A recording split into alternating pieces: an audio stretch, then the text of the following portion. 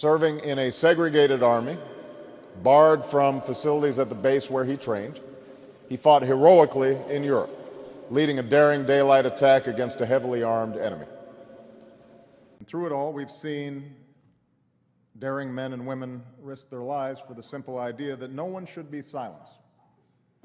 Together, they transformed this nation. Together, they paved the way for free and fair. Right now, there is a girl somewhere trapped in a brothel, crying herself to sleep again, and maybe daring to imagine that someday, just maybe, she might be treated not like a piece of property, but as a human being. We need your honor and we need your courage. Yes, the daring that tells you to move toward danger when every fiber of your being says to turn the other way. Daring and determination, how you brought your dream to life. And it's the same daring spirit that brings us together to meet other challenges as well, from hunger to health to climate change. And that's why 50 years later, John F. Kennedy stands for posterity as he did in life.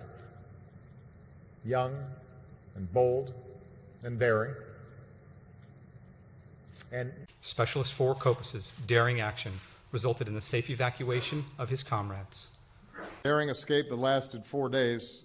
Many performed so many acts of bravery, we actually don't have time to talk about all of them. And what I discover is that these men and women are some of the most daring and creative minds in the world. By refusing to stand on the sidelines, never letting others define her limits, and daring to be herself, Shirley Chisholm embodied the American spirit.